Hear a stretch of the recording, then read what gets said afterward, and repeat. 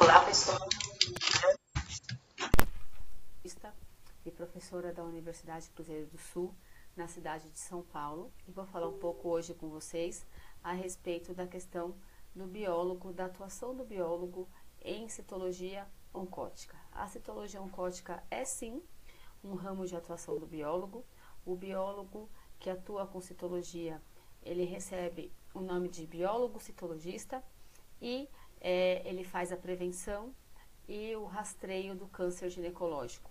Não só também o câncer ginecológico, mas o biólogo citologista também pode fazer a detecção, a prevenção, o rastreio dos cânceres de tireoide e de mama, entre outros líquidos corporais, onde você consegue, com uma lâmina, um esfregaço da secreção daquele material.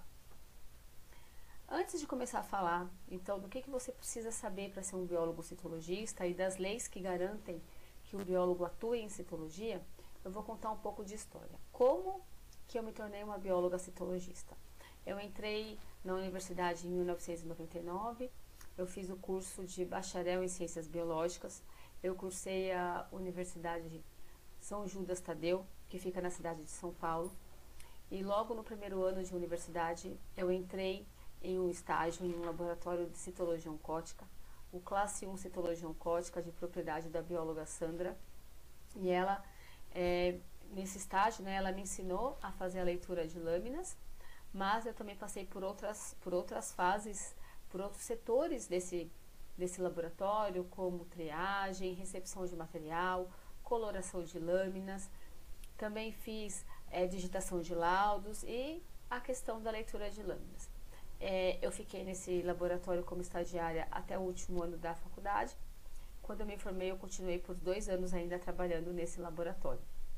Além disso, junto com o estágio de citologia oncótica, eu realizei na Escola Paulista de Medicina, na Unifesp, o estágio no Laboratório de Biologia Molecular, para enriquecer essa questão da prevenção do câncer ginecológico, aprendendo técnicas de biologia molecular para a tipagem viral do vírus que acometia aquela paciente. Então, o HPV é o responsável pelo câncer de colo uterino, mas o que fazer quando a gente acha uma lesão de HPV? Você precisa saber qual é o tipo, porque disso depende o tratamento, isso depende a probabilidade de ser uma lesão oncogênica ou não. Então, eu fui lá na Escola Paulista para aprender essas técnicas para somar a questão das características morfológicas celulares, que são tão importantes para um profissional que quer fazer citologia oncótica.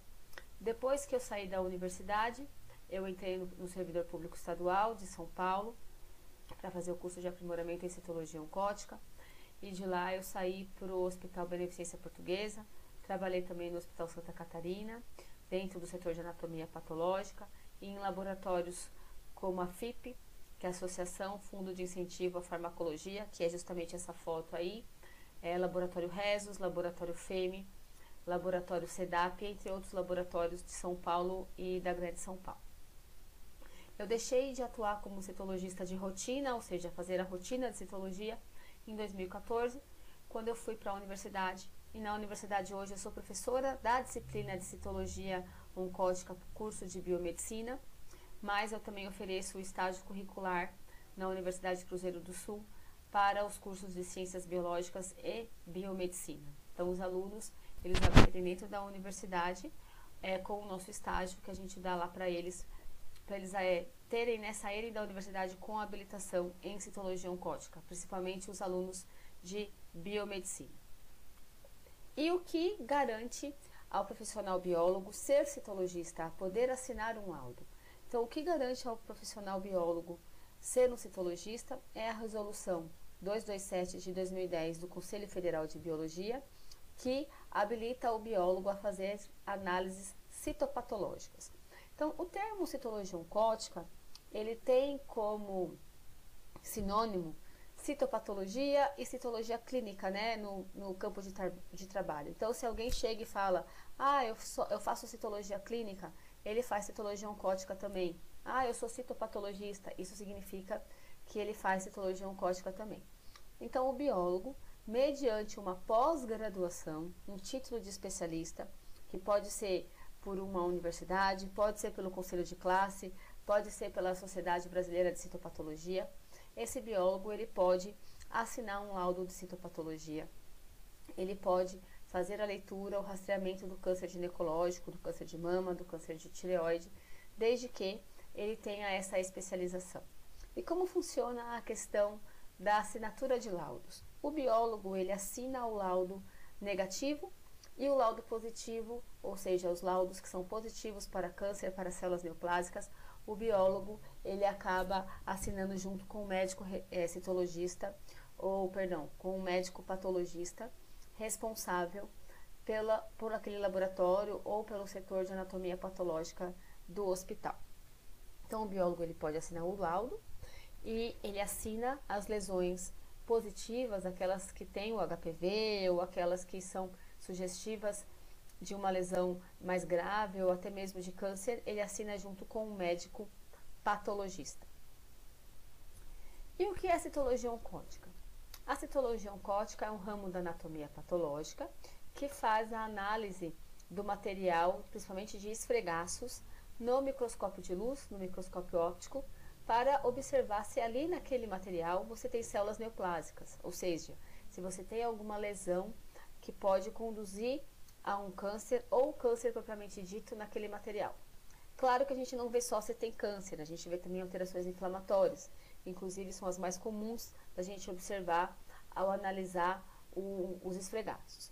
O principal esfregaço que a gente analisa fazendo citologia oncótica ainda é o esfregaço cérvico-vaginal, ou seja, a colpocitologia oncótica. A colpocitologia oncótica faz a análise dos esfregaços da região da cérvice uterina, ou seja, a prevenção do câncer de colo uterino. Eu já vou explicar para vocês, já vou falar melhor sobre as células que são presentes na cérvice uterina, mas quando a gente fala de colpocitologia oncótica, que a gente faz o exame colpocitológico, né, que a gente faz colpocitologia oncótica, a gente fala do trato genital feminino, e a gente fala de epitélio, a gente fala do epitélio escamoso e a gente fala do epitélio glandular. O epitélio escamoso, nos livros didáticos, nos livros de histologia, a gente encontra como epitélio pavimentoso estratificado. Mas no jargão da patologia, a gente chama de epitélio escamoso. E o epitélio glandular nada mais é do que o epitélio colunar, que a gente encontra nos livros como, por exemplo, no Junqueira e Carneiro, que fala sobre os tecidos humanos. Certo, pessoal? Então, a colpocitologia oncótica, quando a gente faz o rastreamento do câncer de colo uterino, a gente vai trabalhar exclusivamente com epitélio, com tecido epitelial. Claro que a gente encontra também células sanguíneas, tanto como polimorfos nucleares, como hemácias e algumas bactérias, alguns fungos, alguns protozoários a gente também encontra nesse esfregaço. Mas o citologista, ele não lida apenas com o material de colpocitologia oncótica. Hoje eu vou fazer uma apresentação para vocês sobre isso, que é o mais comum, mas o citologista, ele também pode analisar o material de mama e de tireoide. Então, como eu falei para vocês, a citologia, a colpocitologia, ela é um ramo da anatomia patológica. A anatomia patológica, ela é conhecida dentro dos hospitais como o setor que faz o controle de qualidade do serviço de saúde, porque é ali que chegam as biópsias, as peças cirúrgicas, o material proveniente de necrópsias. Então você analisa histologicamente, você faz um corte do tecido para saber o que ocasionou a morte daquele indivíduo, ou se ele tem um câncer, ele fez uma cirurgia, ele retirou, por exemplo, um estômago. Na anatomia patológica, a gente vai observar as margens da cirurgia, a gente vai analisar se tem ali algum linfonodo sentinela que demonstre que houve uma invasão dos tecidos adjacentes. Isso a gente faz na anatomia patológica. Aqui na imagem, a gente vê um útero, o colo de útero e os anexos, tá? A gente vê os ovários e a gente vê as tubas uterinas aqui nessa peça. Aqui a gente tem o colo de útero. Então, essa área circular aqui, ela está demonstrando uma área hiperemiada, uma área com lesão. Então, o médico que fez, que retirou essa peça, ele retirou essa peça porque previamente ele já tinha feito uma biópsia menor, um fragmento, e observado que essa paciente tinha uma lesão cancerígena e por isso que ele fez a esterectomia total, retirada de útero e anexos dessa paciente. Então esse material ele vai para você na anatomia patológica. Biólogos, biomédicos e farmacêuticos podem trabalhar como macroscopista. Então aí tá até um tema para uma próxima palestra. A anatomia patológica também é coisa de biólogo. Inclusive eu trabalhei fazendo macroscopia, fiz macroscopia de muitas peças cirúrgicas e pequenos fragmentos.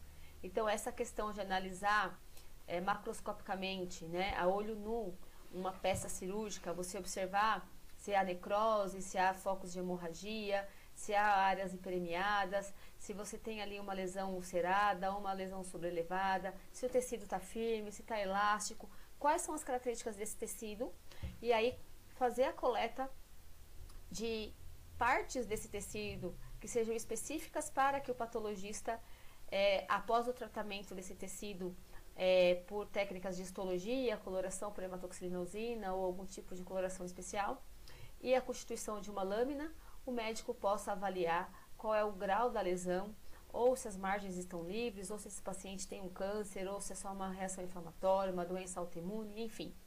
Essa questão da anatomia patológica, de realizar a macroscopia e fazer o preparo desse material, também é coisa de biólogo. Então fica aí para uma próxima palestra, tá? Hoje a gente vai falar sobre a citologia, e a citologia ela cabe dentro da anatomia patológica, ela é um setor da anatomia patológica, e profissionais biomédicos, profissionais biólogos, profissionais farmacêuticos podem trabalhar como citologistas. Eles atuam no mesmo setor e eles têm todos a mesma especialidade, que é a citologia oncótica. E por que o exame de citologia oncótica é importante? Devido à capacidade de rastrear e de identificar potenciais casos de lesão no colo uterino que, se não forem tratados, que se não forem observados, podem virar um câncer, tá? Ainda hoje, o câncer de colo uterino mata muitas mulheres, não só no Brasil como no mundo.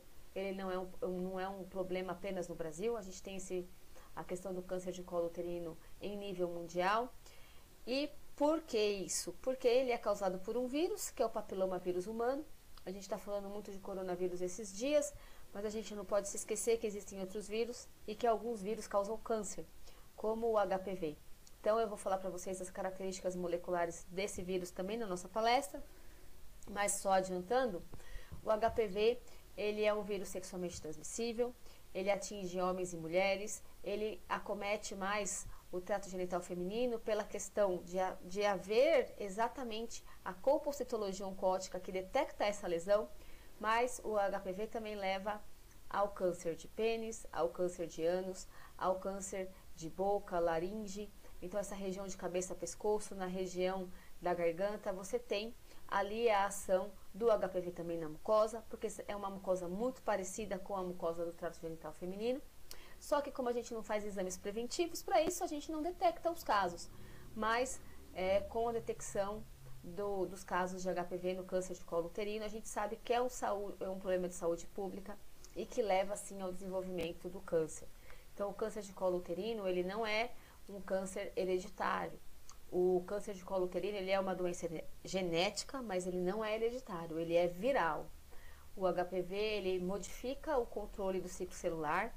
Então, a proteína P53, que é a proteína guardiã do nosso genoma, ela perde a sua funcionalidade e ela não enxerga que você tem ali uma mutação, e essa célula acaba entrando em mitose, se dividindo e começando o processo de carcinogênese. E como que eu faço o material para analisar no microscópio? Então, um bom profissional, um biólogo, para ser um bom profissional dentro da colpocitologia oncótica, ele deve também dominar a técnica de coloração, porque pensem vocês, numa rotina de 1.500, 2.000 lâminas por dia. Se houve algum problema na coloração, não vai ter suficiente, não vai ter um profissional suficiente ali para conseguir ler se aquilo estiver tudo queimado ou se estiver tudo hidratado. Então o biólogo ele tem que saber sim como que é a técnica de coloração dos exames de colpocitologia oncótica, quais são os seus reagentes, quais são suas etapas e como conseguir reverter no caso de algum acidente ou de alguma falha, porque a coloração ela pode acontecer de uma maneira errada e você ter que salvar aquela rotina. E também por entender o princípio da coloração de Papa Nicolau para poder facilitar a vida desse citologista no momento de ler as suas lâminas. Então aqui eu vou trazer uma outra informação para vocês, que é isso sobre o nome Papa Nicolau. A gente vê aqui o termo Papa Nicolau, e esse termo, pessoal, Papa Nicolau, ele não é sinônimo do exame. O exame não se chama Papa Nicolau. O exame chama-se colpocitologia oncótica. O exame preventivo do câncer de colo uterino chama-se colpocitologia oncótica. O que se chama Papa Nicolau é a técnica de coloração.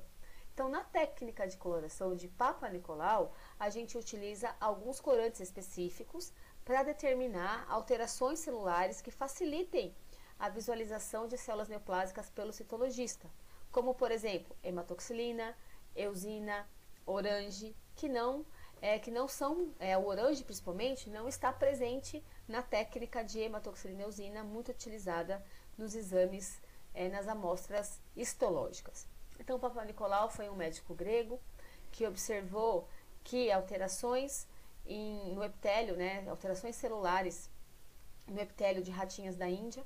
Papa Nicolau iniciou seu estudo observando a questão da fertilidade, da ação hormonal no epitélio dessas ratinhas da Índia, e ele observou que conforme o ciclo hormonal dessa ratinha, as células mudavam.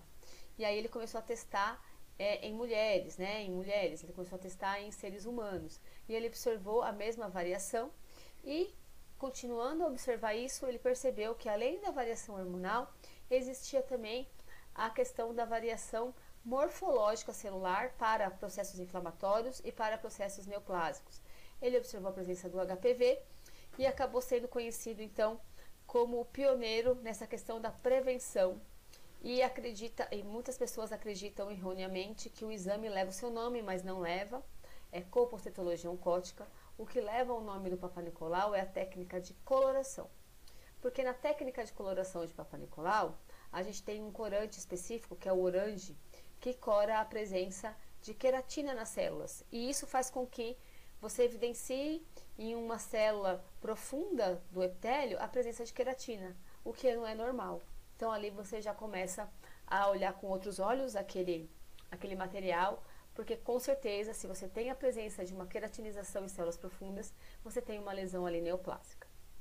Como eu falei para vocês, Papa Nicolau começou seus estudos observando a variação hormonal, porque a mulher ela é suscetível à ação dos hormônios estrógeno e progesterona, e esses hormônios agindo no ciclo menstrual dessa paciente vão fazer com que alguns tipos celulares sejam predominantes durante esse ciclo. Então eu vou mostrar para vocês daqui a pouco os tipos celulares e vou falar para vocês, por exemplo, que na fase estrogênica, que é a primeira fase do ciclo, que a gente chama de fase proliferativa, tem mais células superficiais, porque aquele epitélio descamou e ele precisa se reptilizar para receber uma nova vida nesse mês, caso haja a fecundação. Depois da ovulação, do meio do ciclo para adiante, você tem o predomínio da progesterona, que é a fase secretora, onde há muita secreção de muco, para poder receber esse embrião, caso haja a fecundação. Na segunda fase do ciclo, a gente tem o predomínio de células endocervicais. Mas voltando para a coloração de Papa Nicolau, ela é uma coloração baseada no princípio ácido-base. Então, você tem ali corantes básicos corando estruturas ácidas e corantes ácidos corando estruturas básicas, tá? Como, por exemplo, a hematoxilina eosina, que é um corante básico, e ele cora uma estrutura ácida, que é o DNA, e a EA36, que é a eosina ácida, que é um corante ácido e cora o citoplasma. Um dos corantes ácidos que a gente coloca como reagente na coloração de Papa Nicolau é o orange G, que, como eu já falei, tem a função de evidenciar células neoplásicas, tem a função de evidenciar células queratinizadas. Os outros reagentes que a gente utiliza na técnica de Papa Nicolau são o álcool, a água e o xilol. O xilol é utilizado no final do processo, ele faz a diafanização do material, ou seja, ele deixa esse material desidratado e translúcido para que você consiga enxergar as estruturas de uma maneira muito eficiente no microscópio. E quando eu tenho, então, um exame de compositologia, quais são os elementos que eu vou encontrar nesse exame? Eu vou encontrar ali, como eu já falei para vocês, células epiteliais, vou encontrar neutrófilos, histiócitos. Os histiócitos é o nome que a gente dá, né? Histiócito é o nome que a gente dá aos macrófagos presentes no trato genital feminino, hemácias. Podemos encontrar células epiteliais escamosas e glandulares, podemos encontrar uma microbiota, ou seja, micro-organismos, tanto bactérias, fungos, protozoários e vírus. A questão do tecido que a gente encontra, das células que a gente encontra no trato genital feminino, pelo esfregaço, essas células são provenientes do tecido epitelial, e no colo uterino a gente tem uma região que se chama zona de transformação, que é o encontro justamente do tecido epitelial escamoso com o tecido epitelial glandular. Então, aquele tecido epitelial glandular que sai do colo da paciente, então eu tenho o canal endocervical, onde eu vou colocar, onde o ginecologista ou o enfermeiro introduz a escovinha, faz 360 graus e colhe aquele material para passar na lâmina, e por fora do colo uterino você faz a coleta da região ectocervical, da ectocervice, da região de fora do colo uterino, onde a gente vai encontrar células escamosas, e ali é feita a coleta com a espátula de Ayres. Então, o profissional que está fazendo a coleta, ou o médico ou o enfermeiro, introduz aquela espátula, ele encosta aquela espátula no orifício do colo uterino e ele roda também 360 graus. Alguns fazem a coleta do fundo de saco vaginal para observar as células epiteliais que existem ali, se elas têm alguma alteração morfológica ou não. Então, a coleta de dentro do canal endocervical, a gente dá o nome de coleta endocervical, porque eu vou ter ali epitélio glandular endocervical. Já a coleta de fora do colo uterino, a gente fala que é a coleta ectocervical, ou seja, a coleta de fora do colo uterino, proveniente do epitélio escamoso, tá? Então, o que a gente vai encontrar no esfregaço? Células epiteliais escamosas, eu vou encontrar células epiteliais escamosas superficiais, intermediárias, parabasais e basais. E por que existe isso? Existe isso porque o epitélio, constituinte do trato genital feminino, ele tem um epitélio escamoso, como eu disse para vocês, no jargão da patologia, a gente fala que é o epitélio escamoso, mas se você for procurar esse epitélio no livro de histologia do Junqueira e Carneiro, você vai encontrar como epitélio plano estratificado ou epitélio plano estratificado pavimentoso. A gente chama de células escamosas porque parece escama, que é a questão de ser pavimentosa. Então, as células escamosas, elas falam pra gente as características celulares que a gente tem na ectocervice da paciente, na região de fora do colo do útero, do fundo de saco vaginal, das paredes da vagina. Então, a gente faz uma análise para ver se tem alguma alteração neoplásica nessas regiões. E eu tenho um estrado, né? Eu tenho um extrato de células nesse epitélio. E esse extrato de células, ele começa com as células basais, que são as mais profundas, que geralmente no descamo, que conforme a gente vai ver aqui, células parabasais, células intermediárias e células superficiais. As células superficiais, como o nome diz, são as células que estão mais em cima do epitélio. O núcleo dessas células, ele é pequeno, ele é pequenótico, porque essa célula, ela já está entrando no processo de cariorrex, que nada mais é do que a apoptose. Então, você faz corpos apoptóticos aqui e o núcleo se desfaz. E o citoplasma da célula superficial, ele é volumoso, geralmente avermelhado, porque ele é mais ácido, ele é mais eosinofílico, pelo pH ser mais ácido na parte mais superficial do epitélio. O pH da vagina, inclusive, é ácido e ele é mantido pela ação dos bacilos de Doederlein, que são lactobacilos, que fazem com que, fazendo a digestão do glicogênio presente ali no trato genital, né, na região da vagina, que aquele trato genital fique ácido, impedindo a contaminação da vagina por patógenos, por outros tipos de bactérias que não sejam o bacilo de Doederlein. Então, ele impede, por exemplo, que seja contaminado com algum agente etiológico que leve a uma inflamação do trato genital feminino. Mas nem sempre ele tem sucesso, por isso que a gente encontra cândida, gardnerella, tricomonas no trato genital feminino. O outro tipo de célula encontrada nos esfregaços cérvico-vaginais são as células intermediárias. As células intermediárias têm um núcleo um pouco maior que a célula superficial, e a gente pode ver aqui ó, a ação da cromatina dentro desse núcleo. O citoplasma é volumoso, pode ser encontrado também com uma coloração mais avermelhada, então ele pode estar ali numa região mais ácida, mas na maioria dos casos o citoplasma é cianofílico, né, basofílico, tem essa coloração azulada. Quando a mulher está grávida, a célula intermediária se enche de glicogênio, ficando com essas marcas amarelas dentro do citoplasma, que indica a presença de glicogênio, que essa mulher está gestante, e aí a célula intermediária passa a se chamar célula intermediária navicular. Células parabasais são as células mais profundas que descamam, que a gente consegue enxergar na lâmina, e são células com núcleo grande, citoplasma pouco volumoso, e o núcleo perto do citoplasma ele é grande, em compensação, né, às outras células, que você tem um núcleo muito menor do que o citoplasma. E a célula parabasal, ela está presente antes da primeira menstruação da menina, então antes da menarca, antes da ação dos hormônios estrógeno e progesterona, no pós-parto, então enquanto a mulher está amamentando, não tem ação de estrógeno e progesterona suficiente para amadurecer aquele epitélio, o predomínio de células é parabasal.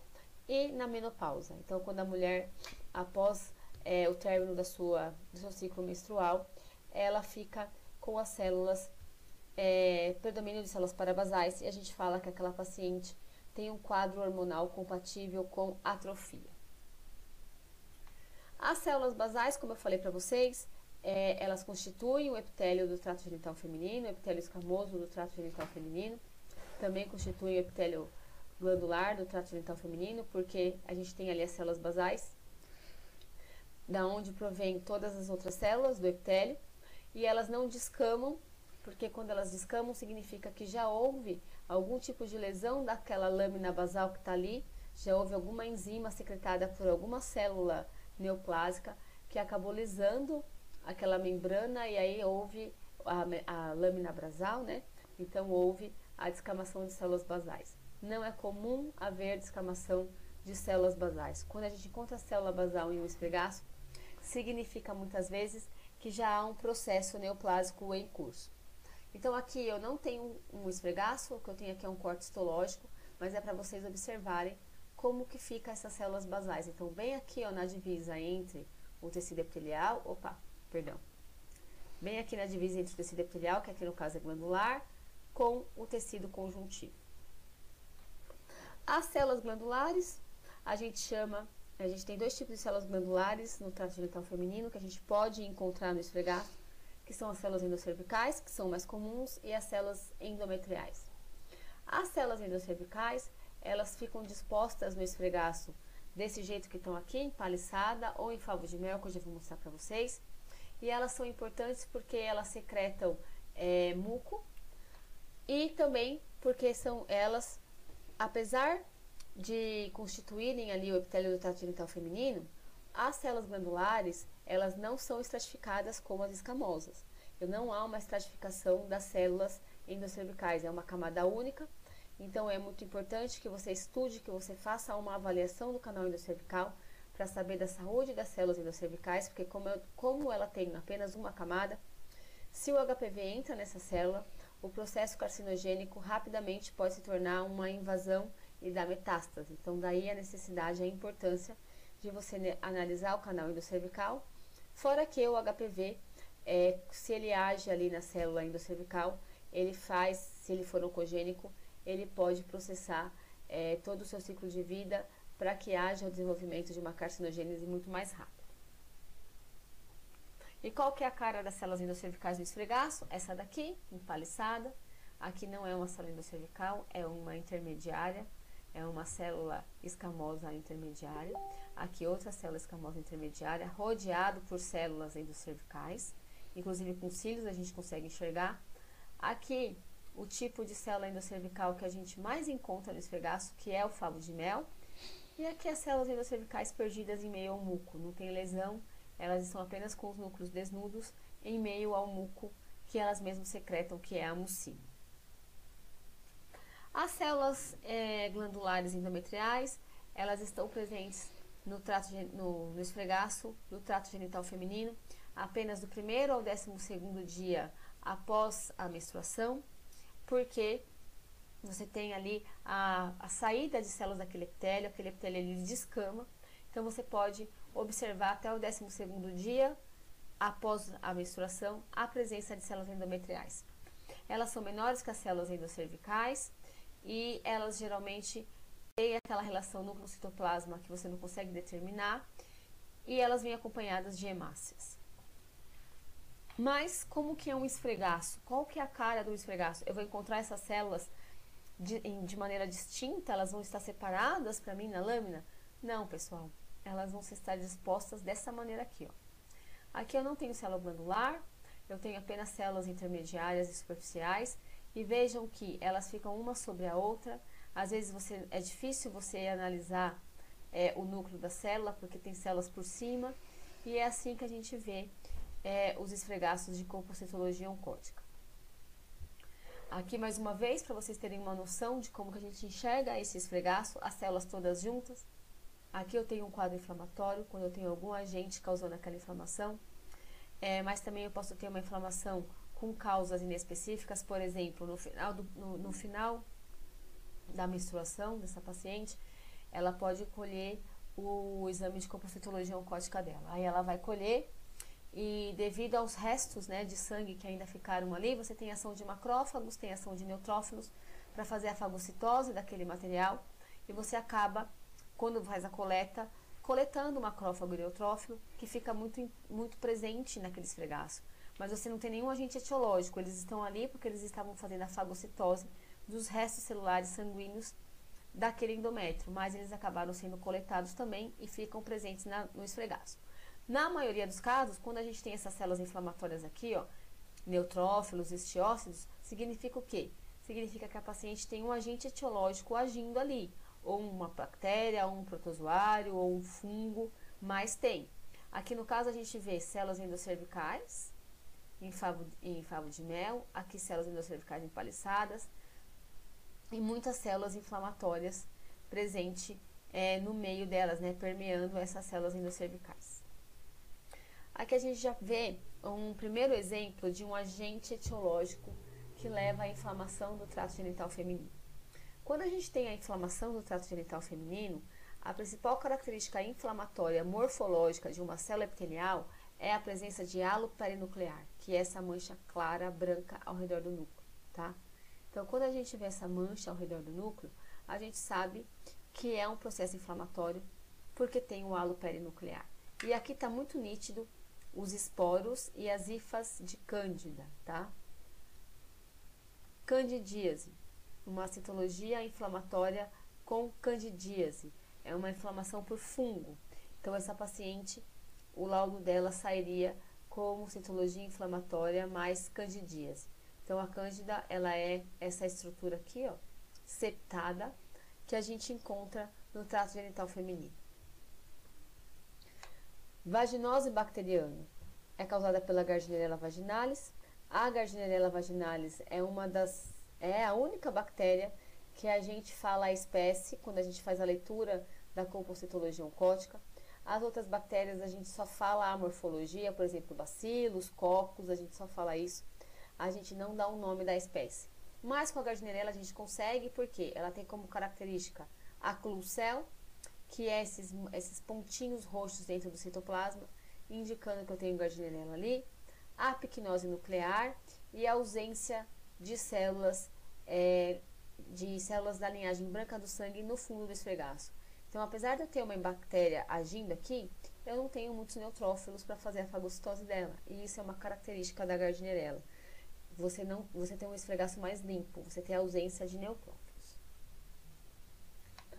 Tricomonas, na minha opinião, pessoal, é o mais difícil de aprender quando a gente está fazendo citologia. Foi o que eu mais Demorei para aprender. Aqui a gente tem uma célula intermediária e aqui a gente tem o que, ó?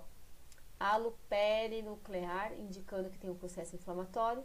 E esse processo inflamatório é causado por um protozoário que é o tricomonas. Aqui tem o tricomonas, aqui tem outro, aqui tem outro aqui, outro aqui. Aqui tem vários, aqui em cima também. Aqui também, aqui também. O tricomonas, ele se diferencia da colpocitologia oncótica para o exame parasitológico por causa da forma com que ele aparece nos dois.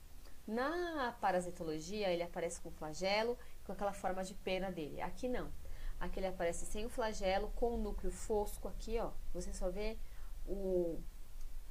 a sombra do núcleo do tricomonas e a constituição física dele difere um pouco daquela constituição que a gente vê no exame parasitológico quando a gente faz a análise da secreção vaginal. O tricomonas leva a uma inflamação intensa do colo uterino, inclusive podendo haver metaplasia. A metaplasia, ela é uma célula jovem, uma célula dos estratos mais inferiores do epitélio, que subiu através de pseudópodes, então ela imita a presença de pseudópodes, movimentos ameboides, ela se espreme entre os desmossomos, entre a adesão celular, e ela vai subindo no epitélio para poder solucionar uma lesão que esteja nas camadas mais superiores deste. Então você vai encontrar uma célula ali com citoplasma estrelado e um núcleo grande e indiferenciado, muito parecido com o núcleo de célula parabasal, mas que está no extrato de uma célula intermediária. Ela está ali porque ela está fazendo o quê? Ela está suprindo uma lesão que houve ali. Quando você tem um processo inflamatório por tricomonas, você pode ter essa lesão, essa irritabilidade no tecido, você pode ter essa alteração inflamatória exacerbada no tecido e a célula metaplásica vem para poder tentar solucionar o que está acontecendo ali devido à presença do tricomonas.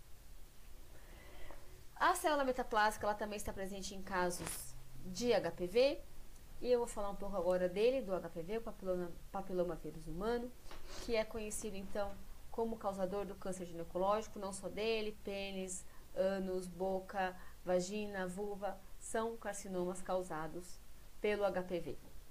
Então o HPV ele é um vírus de DNA, então ele tem uma fita dupla. Essa fita do DNA HPV, ela é circular, eu já vou falar para vocês o que significa isso. Lembre-se que ela é circular, tá?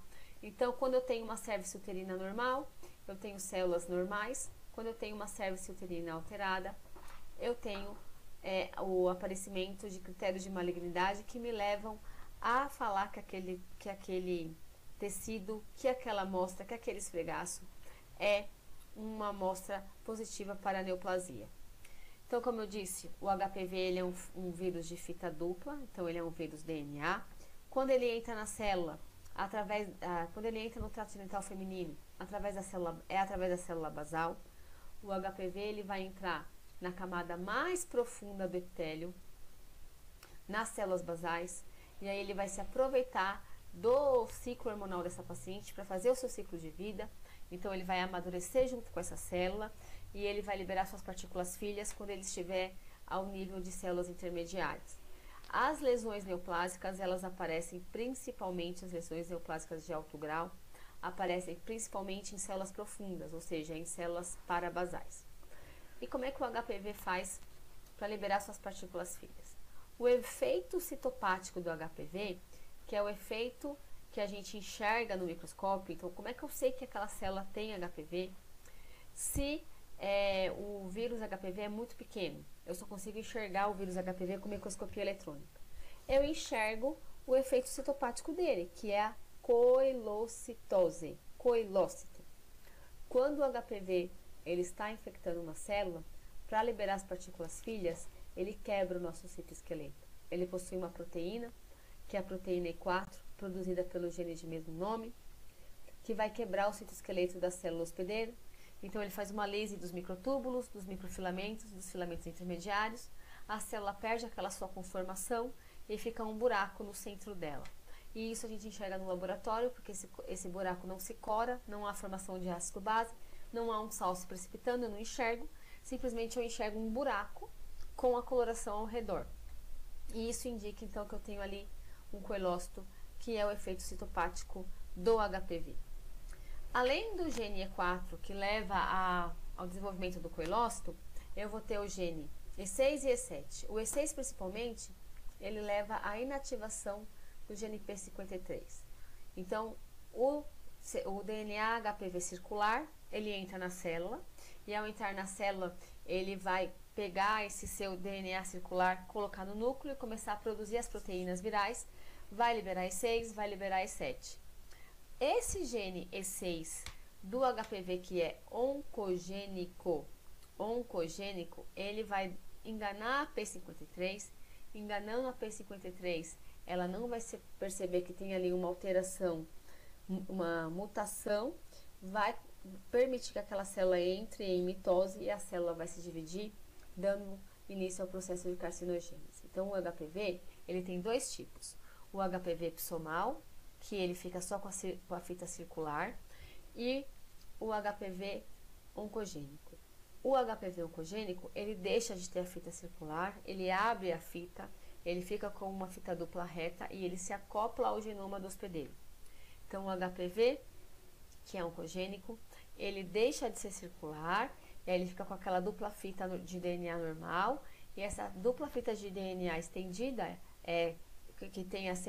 que é semiparalela, né? Ele vai e coloca no DNA do hospedeiro. E aí, esse HPV, que perde a sua conformação circular, esse sim é oncogênico, esse sim pode levar ao desenvolvimento de câncer em até 2 anos. E qual é esse tipo de HPV? O 16 e o 18.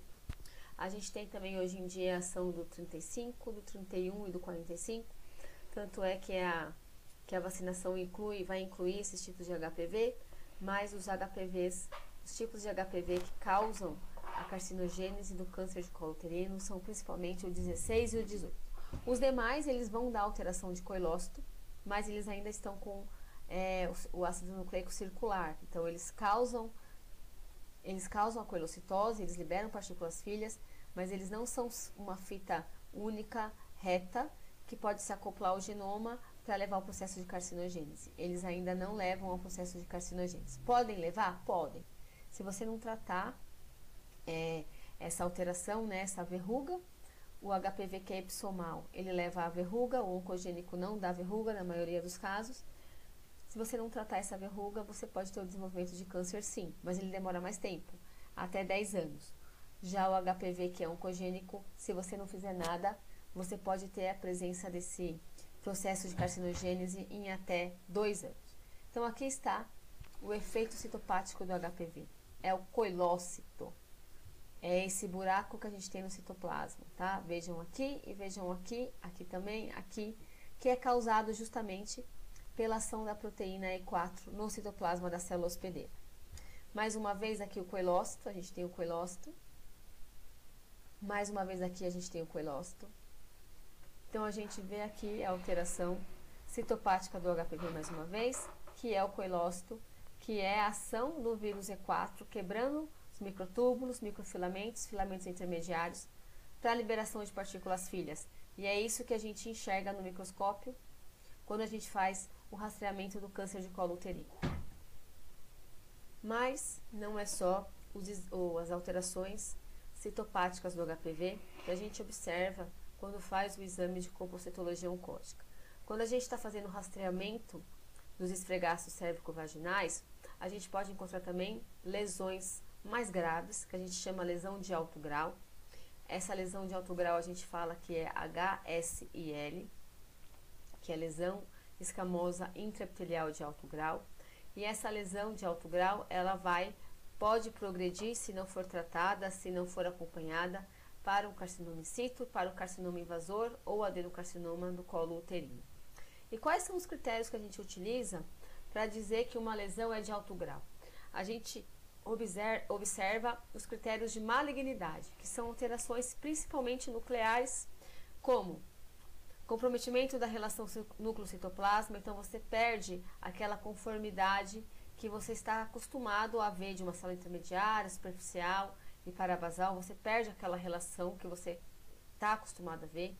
Hipercromatismo, a hipercromasia, né? O núcleo fica hipercorado, espessamento da membrana nuclear, figuras aberrantes de mitose, cromatina grosseira e irregular que você consegue enxergar dentro do núcleo, nucléolos aumentados ou aumento do número de nucléolos, principalmente em células glandulares, contorno nuclear irregular. Esse daqui, contorno nuclear irregular, é o principal agente indicador de malignidade. Então, o critério de malignidade ele está relacionado à modificação do contorno nuclear, amoldamento nuclear, que a gente chama de sincício, vários núcleos no mesmo citoplasma, inclusões ou vacuolizações do citoplasma e queratinização, como eu disse para vocês, que é detectado pela ação do orange. Quando a gente tem uma lesão intraepitelial escamosa de alto grau, a gente tem essa imagem aqui, ó, muito diferente da lesão inflamatória e da lesão de baixo grau por HPV. A gente vê cromatina grosseira, membrana nuclear espessada, comprometimento da relação núcleo-citoplasma, um pleomorfismo nuclear, vários núcleos de vários tamanhos e de várias formas. Isso aqui é a queratinização de uma célula profunda. Aqui tem hipercromatismo. Aqui, mais uma vez, a membrana alterada. Então, essa é a imagem de uma lesão intraepitelial de alto grau. Numa lesão intraepitelial escamosa de alto grau, além das alterações celulares, a gente tem essa característica que é a fila indiana, que são filas de células neoplásicas uma atrás da outra, que a gente chama de fila indiana, que é uma característica da lesão de alto grau, carcinoma in situ. Mais uma vez aqui, no aumento com mais um, a gente vê o hipercromatismo celular, membrana nuclear irregular, cromatina grosseira, comprometimento da relação núcleo-citoplasma, queratinização. Aqui também a gente vê muitos núcleos pleomórficos, todos núcleos de células profundas, ou seja, células parabasais. Aqui a gente tem uma única célula intermediária que não está alterada, mas aqui nas células profundas a gente vê membrana nuclear irregular, aqui também, cromatina grosseira, membrana nuclear irregular, comprometimento da relação núcleo-citoplasma, aqui também, aqui mais uma vez, membrana nuclear irregular, cariomegalia. Então a gente vê as alterações características de alto grau. E elas são bem mais marcantes, se vocês forem observar, do que as alterações inflamatórias. Mais uma vez, uma lesão intraepitelial escamosa de alto grau. A gente vê aqui uma fila indiana. E aqui a gente vê uma característica, além das alterações de membrana, além das alterações de hipercromatismo, cromatina, a gente vê aqui, ó, diátese tumoral, que é esse fundo de hemácias lisadas, que a gente fala que constitui, junto com os restos necróticos, a diátese tumoral. Então, quando você tem um fundo de hemácias lisadas, você está presente ali, então, um carcinoma já. Então, um carcinoma epidermoide do colo uterino. E se você não cuidar, se você não fizer as medidas de mitigação a tempo, ele pode evoluir até para um carcinoma invasor do colo uterino. Aqui a gente vê, então, uma lâmina, são fotos do mesmo caso, né? A paciente, ela já foi diagnosticada com carcinoma epidermoide do colo uterino, ou seja, carcinoma de células escamosas. A gente vê pleomorfismo nuclear, núcleos de vários tamanhos, inclusive aqui um núcleo com nucleolo evidente, cromatina grosseira, olha aqui, hipercromatismo e queratinização aqui também. Então essa é a visão de um esfregaço de uma paciente com um carcinoma epidermoide do colo uterino. E a gente vê a diátese tumoral, que são as hemácias lesadas, em meio ao fundo necrótico. E como seria a imagem de um carcinoma invasor do colo uterino? Quando o carcinoma é invasor, significa que as células epiteliais elas romperam a lâmina basal através da secreção de enzimas que as células neoplásicas possuem e invadiram o tecido conjuntivo. Esse carcinoma invasor ele pode ser microinvasor e pode ser invasor propriamente dito. Depende do grau de comprometimento do tecido conjuntivo. E o que a gente vê? Principalmente células queratinizadas, uma alteração nuclear muito mais aberrante, cromatina totalmente grosseira, hipercromatismo. Então a gente vê a núcleo-citoplasma, relação núcleo-citoplasma perdida totalmente. Essa constituição aqui é o celular que a gente chama de anel de Sinnett, que é essa formação do núcleo como se fosse uma joia, uma pedra de um anel. E aqui ó, a formação onde você coloca o dedo no anel, né? A gente chama de anel de Sinnett. São características de um carcinoma invasor. Mas a diátese tumoral, que também existe, hemácias lisadas aqui, ó, isso aqui é uma hemácia lisada, não é o citoplasma dessa célula, é uma hemácia lisada, que junto com os restos necróticos constituem a diátese tumoral. Então, como considerações finais, eu quero dizer para vocês que a citologia oncótica é sim uma área do biólogo, tem muito biólogo atuando como citologista. A citologia não é uma área fácil, porque principalmente a gente não tem máquinas, a gente não tem casos controle, é só você, o núcleo citoplasma, a sua capacidade de memória fotográfica para analisar um esfregaço e detectar alterações morfológicas. A biologia molecular é uma área que se une à compocitologia oncótica para fechar o diagnóstico, para fazer com que o clínico que receba esse resultado, ele possa observar a tipagem viral daquele caso, para identificar se o HPV ele é oncogênico ou não, se ele é capaz de levar o processo de oncogenicidade daquela paciente de uma maneira mais rápida ou não. Então, a gente tem sim a necessidade de conhecer também um pouco da biologia molecular e de atrelar os resultados da compocitologia com a biologia molecular. Mais interessante para o citologista, porque a gente vive no Brasil e nem sempre a biologia molecular ela é uma realidade de todos os pacientes, é a memória fotográfica, então muito treino. Quando você começa na sua carreira como citologista, você não vai ler 100 lâminas por dia, mas depois de um tempo você já consegue fazer essa leitura dessa quantidade de lâminas na sua rotina. No início, todo o material que você vai fazer, toda a análise de material que você vai fazer, será 100% revista por um outro profissional, para ver se não há falso negativo ou falso positivo.